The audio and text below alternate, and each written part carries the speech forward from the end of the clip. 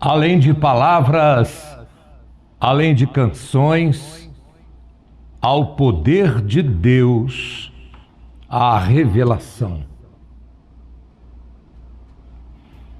Eu quero, antes de entrar dentro do texto da palavra de Deus, levar você a um raciocínio lógico sobre a sua vida. Porque nada é mais importante do que a sua vida.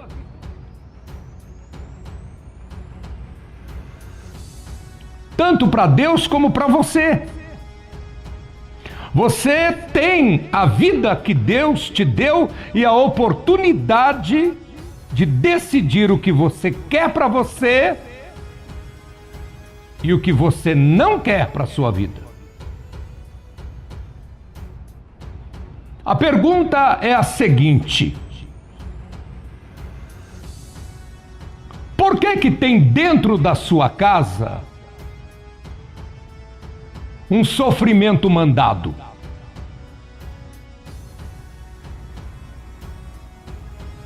Por que o inimigo sequestrou de dentro da sua casa a pessoa que você ama?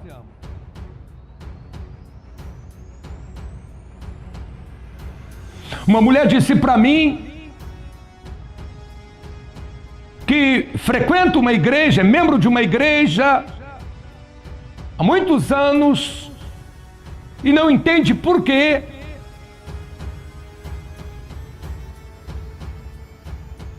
O inimigo entrou dentro da casa dela e ela sabe que não foi Deus.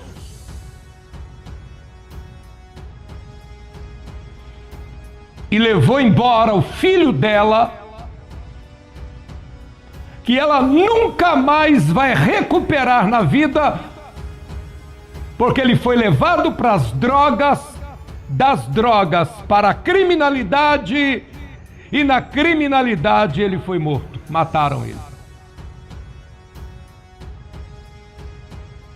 Por que isso aconteceu?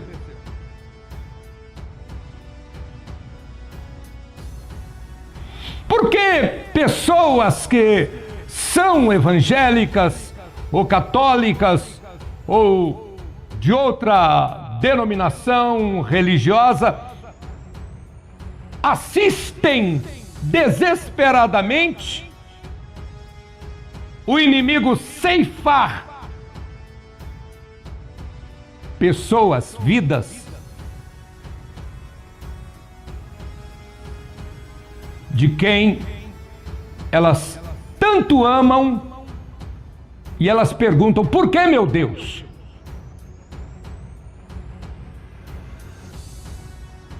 E esta pergunta tem resposta. Por que um feitiço atinge a vida de uma pessoa?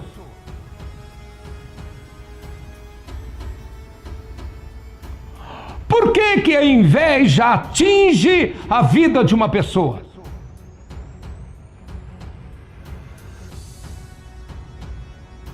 E alguém pode dizer: porque essa pessoa está fora da igreja. Tem gente dentro da igreja, e você sabe disso. Tem pessoas dentro das igrejas que são atingidas,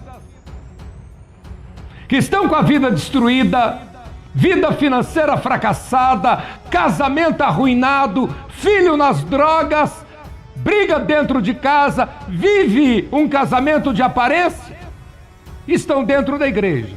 Por quê? São sinceras, são fiéis, cantam, oram, ouvem a palavra,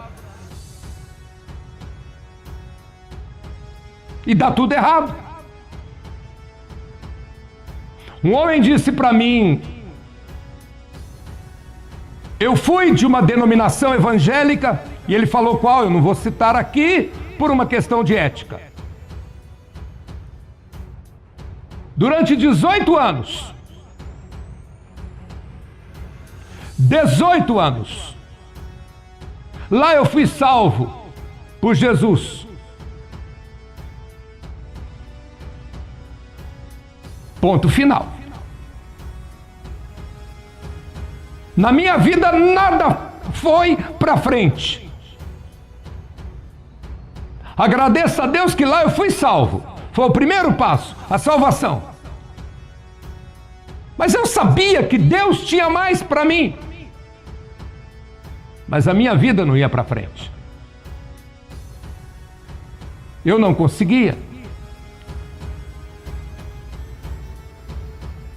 Não consegui ser feliz no meu primeiro casamento. Não consegui ser feliz na minha família. Não prosperei. Entregava o dízimo, dava ofertas. Teve vez que eu dei o meu tudo de oferta. Tudo. Eu dei o meu tudo lá. Mas a minha vida não ia para frente.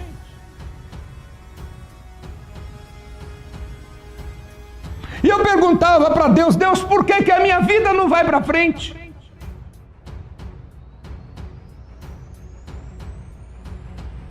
Um dia, assistindo na televisão, eu decidi conhecer o santuário. Eu disse: eu vou nesse santuário. É diferente. Essa igreja é forte. Eu vou nessa igreja. E eu vim aqui em São Paulo, no santuário. Comecei a fazer a corrente de batalha espiritual.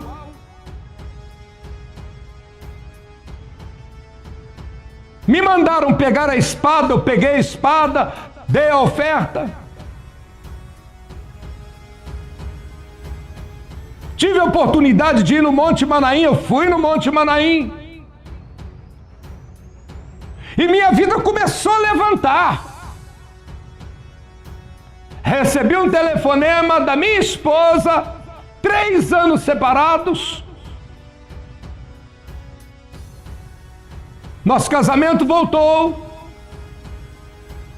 Meus negócios, ele mexe com um negócio imobiliário, ele tem uma imobiliária, que estavam parados. Não conseguia vender. Começaram a andar, eu comecei a vender. E minha vida começou a andar para frente. Meu filho, que não conversava comigo, conversou comigo e falou para mim: pai, eu quero que agora a nossa convivência seja outra, porque eu estou maior e quero ter você como meu amigo. E aquele homem chorou. Aí ele me perguntou: por quê? Que lá na outra igreja não acontecia nada. Eu sabia o que ia acontecer. A gente ia chegar, ia cantar, ia receber oração, ouvir a palavra de Deus, oração, e encerrava e ia tudo embora para casa, e a vida continuava a mesma coisa. Na outra semana novamente eu ia, cantava, recebia oração, orava, ouvia pregação, recebia oração, dava minha oferta, entregava o meu dízimo, e a vida continuava a mesma coisa, e só piorando. E com pouco tempo que eu estou aqui, minha vida é outra. Então, eu abri a minha Bíblia e mostrei para ele que uma igreja que prega só salvação não prepara o povo para viver uma vida vitoriosa na terra. Só no céu.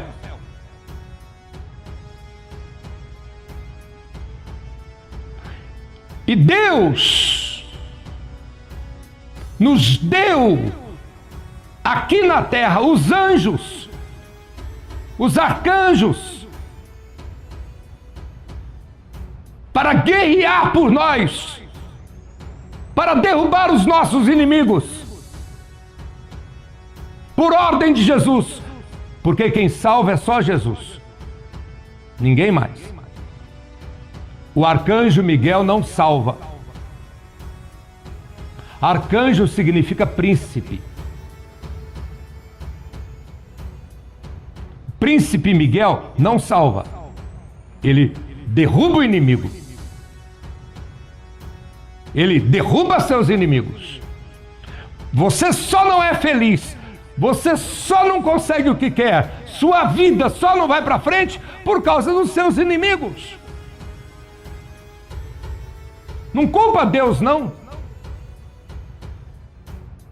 E quando uma igreja é fraca, ela não passa isso para as pessoas. Ela tem louvor, tem pregação, tem oração, tem batismo com o Espírito Santo, tem manifestação espiritual. Tem hora que eu acho muito exagerado isso, algumas, mas respeito.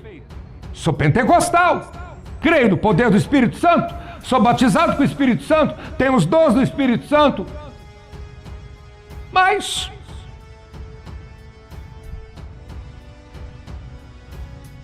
sou mais moderado. Eu sou mais a palavra. Sou mais a alegria do Espírito. Sou mais o resultado na vida da pessoa. Não adianta uma pessoa ir para a igreja, estribuchar, pular, rodopiar, fazer acontecer e depois chegar em casa a vida dela continuar o inferno.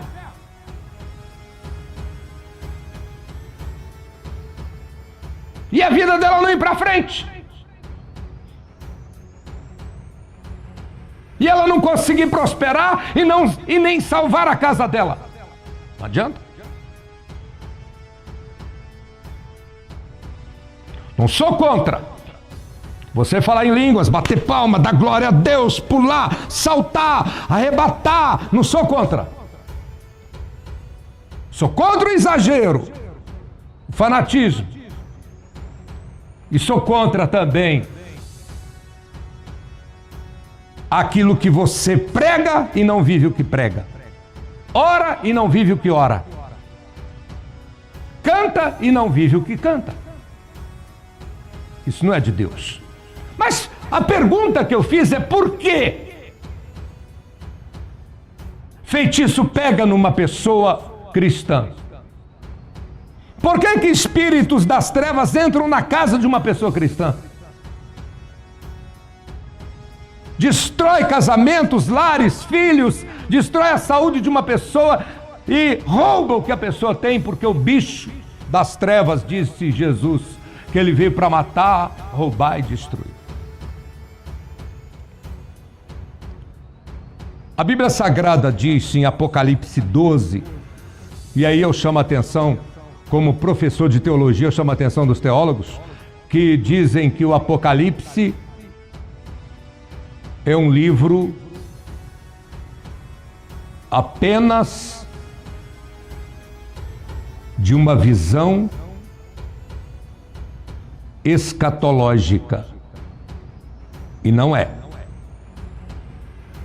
E não é. Porque isso aqui que eu vou ler aconteceu lá atrás, quando Deus criou o homem e houve a rebelião no céu. E Miguel e os seus anjos pelejaram contra Lúcifer e seus anjos, que se rebelaram contra Deus. Então vamos lá. Apocalipse 12, 7. houve peleja no céu. Miguel é arcanjo. Arcanjo quer dizer príncipe. E os seus anjos pelejaram contra o dragão, também pelejaram o dragão e seus anjos. Todavia não prevaleceram, nem mais se achou no céu o lugar deles. Presta atenção. E foi expulso o grande dragão, a antiga serpente, que se chama Diabo e Satanás, o sedutor de todo mundo. Sim, foi atirado para a terra, e com ele os seus anjos. Quantos anjos? 1/3. 1/3 dos anjos foram atirados para a terra. Apocalipse 12:4. A sua cauda, referindo-se ao dragão vermelho, diabo, a sua cauda arrastava a 1/3 parte das estrelas dos céus, que são os anjos, as quais lançou para a terra. E o dragão se deteve em frente da mulher. A mulher aqui é a igreja, que estava para dar à luz, a fim de lhe devorar o filho quando nascesse. Então, quando o príncipe das trevas veio para a terra, quando Miguel derrubou Lúcifer e com ele 1/3 dos anjos, tinham 2 pessoas na terra. O primeiro casal que Deus havia criado. Agora você consegue imaginar quantos milhões de milhões de milhões, miríades é milhões de milhões de milhões, de espíritos das trevas que foram derrubados sobre a terra?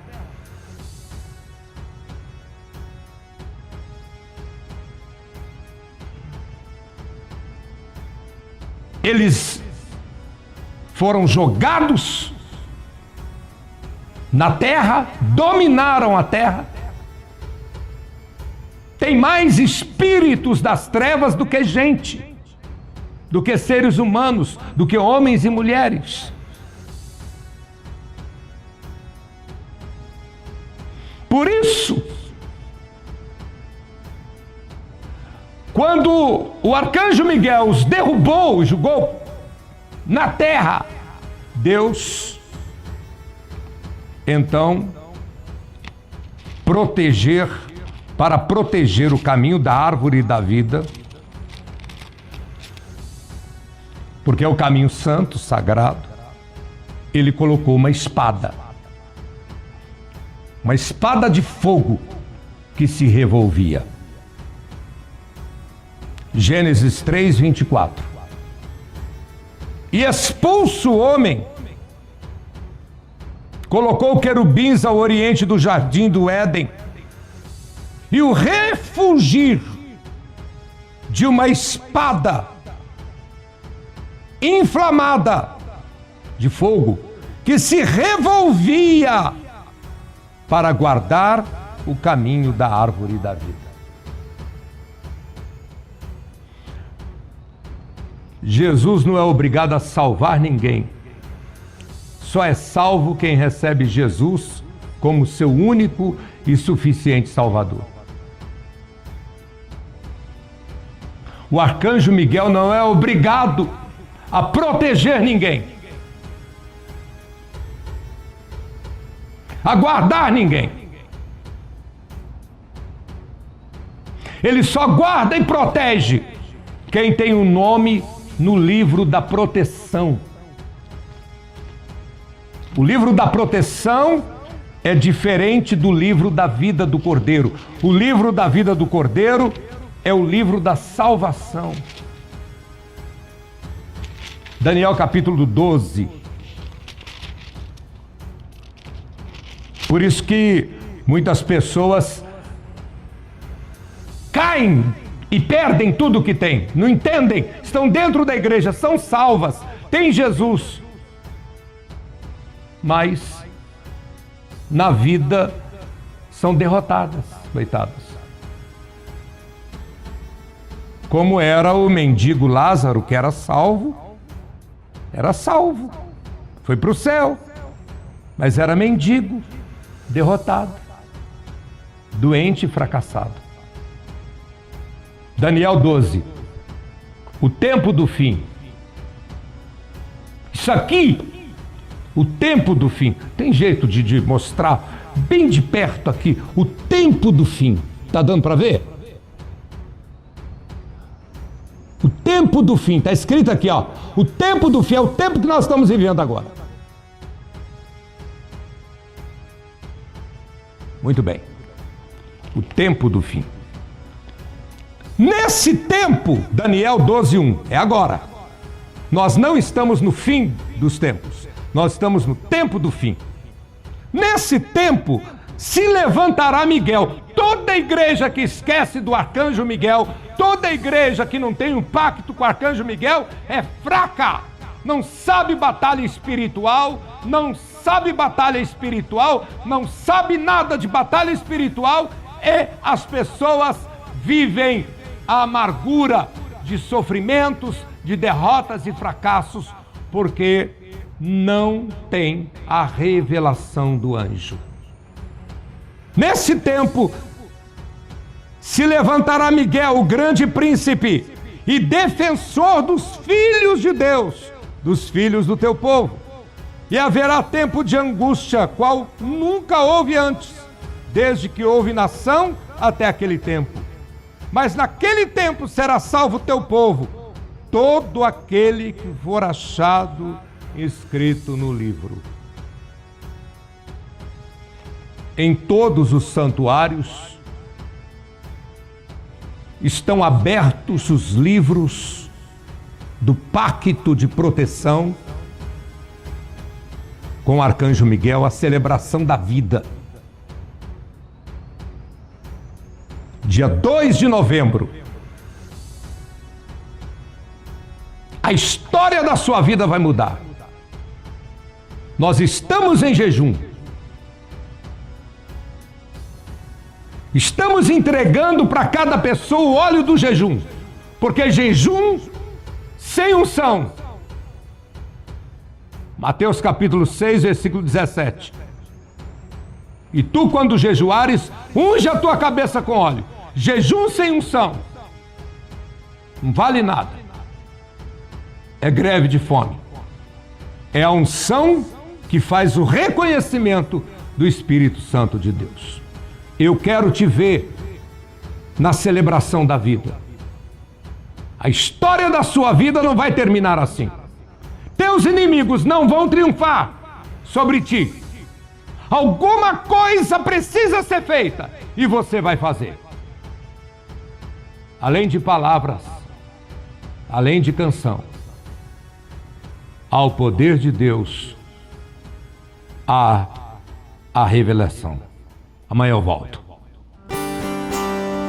Além de palavras, além de canção, é o poder de Deus, é a revelação.